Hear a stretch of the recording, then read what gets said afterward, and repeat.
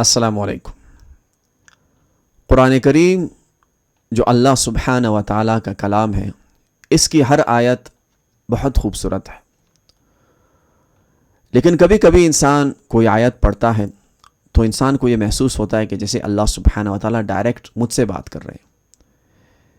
ایسی ایک 2-3 آیات انشاءاللہ میں آپ کے ساتھ شیئر کروں گا۔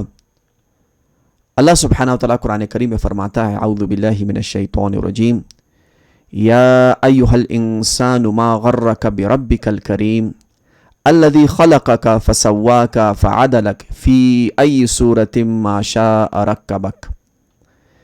اے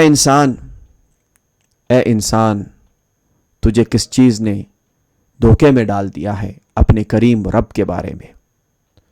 وہ رب جس نے تجھے تخلیق کیا، تجھے بنایا، پھر تجھے سنوارا اور تیرے اندر اعتدال کو پیدا کیا، اور جس صورت میں اس نے چاہا تجھے ترکیب دیا۔ اللہ تعالیٰ انسان کو اپنے احسانات اور اپنی نعمتیں یاد دلا رہا ہے کہ اے انسان، تو کس طرح سے اپنے اللہ کے بارے میں، اپنے رب کے بارے میں غافل ہو گیا ہے، اور شیطان نے تجھے کیسے دھوکہ دے دیا ہے اس کریم رب کے بارے میں جس نے تجھے وجود دیا۔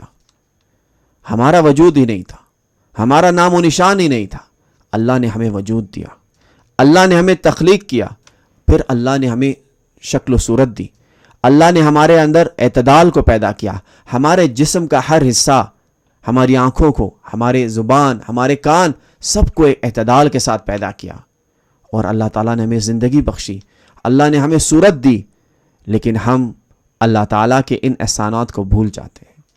ہم شیطان کے دھوکے میں آ جاتے ہیں اور ہم ایسا سمجھتے ہیں کہ نعوذ باللہ جیسے ہم نے اپنے آپ کو خود بنایا ہے۔ ہم نعوذ باللہ اپنے آپ کو اپنا خالق سمجھنے لگتے ہیں۔ ہم یہ سمجھتے ہیں کہ جیسے یہ زندگی ہم نے خود اپنے آپ کو دی ہے تو اس وجہ سے اس کے اوپر حکم بھی ہمارا چلے گا۔ ہم صرف اپنی خواہشات کے پیچھے چلتے ہیں، حالانکہ یہ زندگی، یہ وجود اللہ تعالیٰ کا دیا ہوا ہے، یہ اللہ نے ہمیں دیا ہے۔ تو جب اللہ تعالیٰ نے ہمیں یہ وجود دیا ہے تو اس وجود پہ حکمرانی بھی صرف اللہ کی ہونی چاہیے، نہ کہ ہمارے نفس کی، نہ کہ ہمارے خواہشات کی۔ لیکن شیطان ہمیں یہ بات بلوا دیتا ہے، ہمیں دنیا کے کھیل تماشے میں اتنا لگا دیتا ہے کہ ہم اس بات کو بھول جاتے ہیں کہ ہمارا رب اللہ ہے، اللہ نے ہمیں بنایا ہے، اللہ نے ہمیں تخلیق کیا ہے، اللہ نے ہمیں وجود دیا ہے۔ تو جس کریم رب نے ہمیں وجود دیا ہے، جس کریم رب نے ہمیں بنایا ہے، تو ہمارے وجود کے اوپر صرف اس کریم رب کا ہی حق ہے کہ ہم اس کے قانون کے مطابق اپنے آپ کو اور اپنی زندگیوں کو گزاریں۔ اللہ تعالیٰ ہمیں توفیق دے کہ ہم اپنی زندگیوں کو ایسے گزاریں کہ اللہ سبحانہ و تعالیٰ ہم سے راضی ہو جائے اور ہمارا ذکر فرشتوں میں کریں، اور اللہ تعالیٰ ہمارے لیے جنت کو واجب کر دے۔